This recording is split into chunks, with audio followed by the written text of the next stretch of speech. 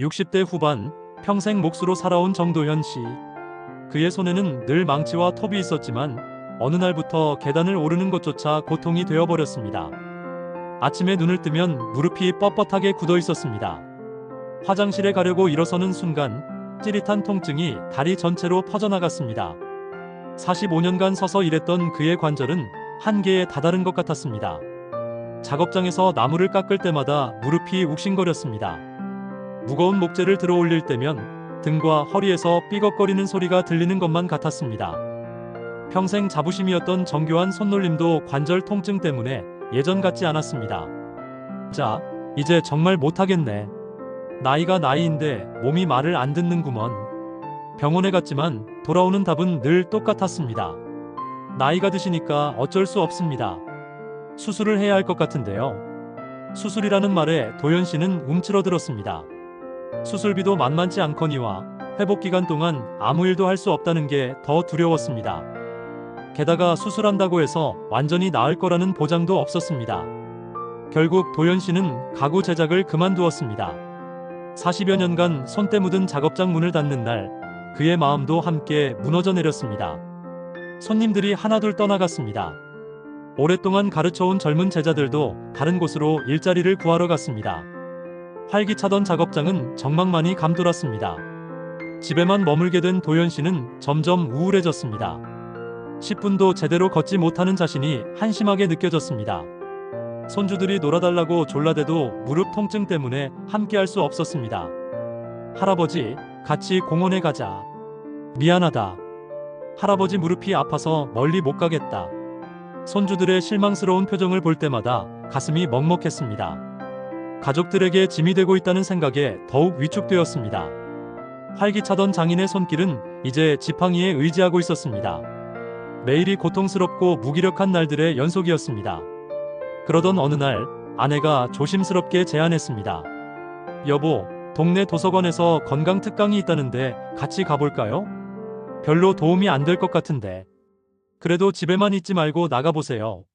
사람들도 만나고 말이에요.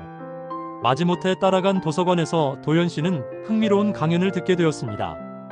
강연자는 은퇴한 의사 출신으로 건강관리에 대해 봉사활동을 하고 있었습니다. 여러분, 나이가 들어서 아프다고 체념하실 필요 없습니다. 올바른 식습관만 있어도 관절 건강을 크게 개선할 수 있어요. 강연자는 여러 가지 자연식품에 대해 설명했는데 그 중에서도 들깨에 대한 이야기가 특히 인상적이었습니다. 들깨 속에는 오메가3 지방산이 풍부합니다. 이 성분이 우리 몸의 염증을 줄이고 관절 건강에 도움을 줄 수 있어요. 도연 씨는 반신반의했습니다. 그 흔한 들깨가 무슨 약이 된다는 말인가 싶었습니다.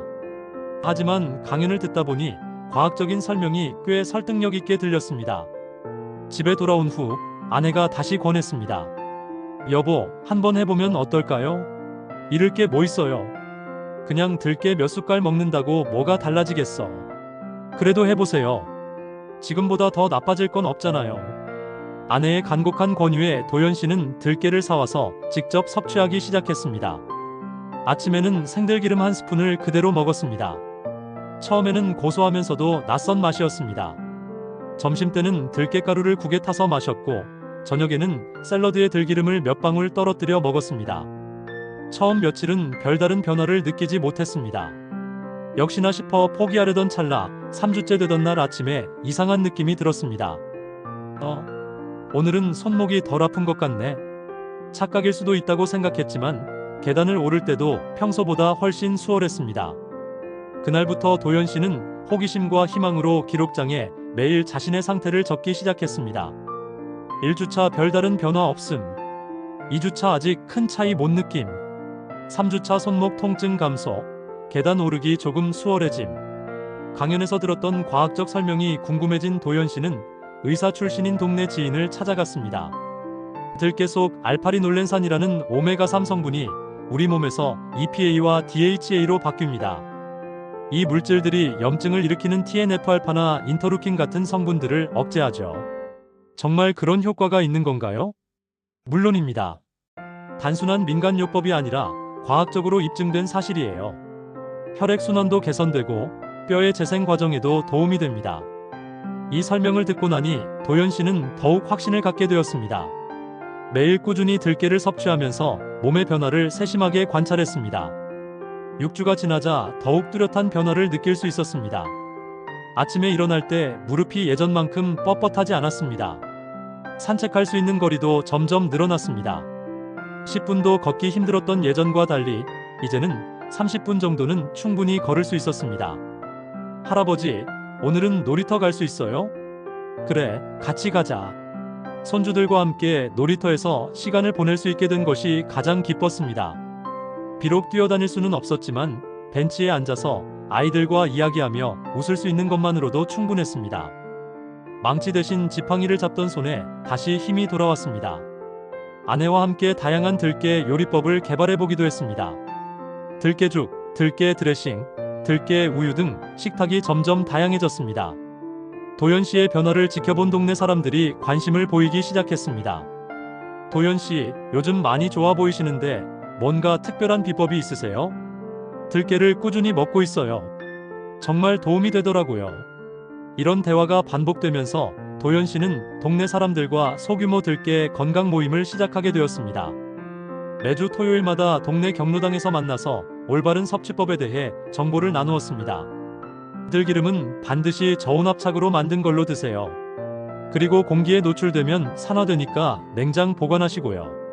함께 모임에 참석한 72세 친구도 고혈압으로 고생하고 있었는데 들깨를 꾸준히 먹은 후 혈압이 안정되는 경험을 했습니다. 도연 씨, 정말 고마워요. 덕분에 혈압약도 줄일 수 있을 것 같아요. 개인의 회복이 사회적 나눔으로 확산되는 것을 보며 도연 씨는 더욱 보람을 느꼈습니다.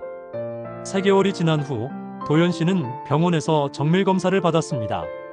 무릎 관절 초음파 검사 결과는 놀라웠습니다. 염증 수치가 많이 떨어졌네요. 활막 두께도 줄어들었고 통증 지수도 크게 개선되었습니다. 정말인가요? 수술 안 해도 되는 건가요?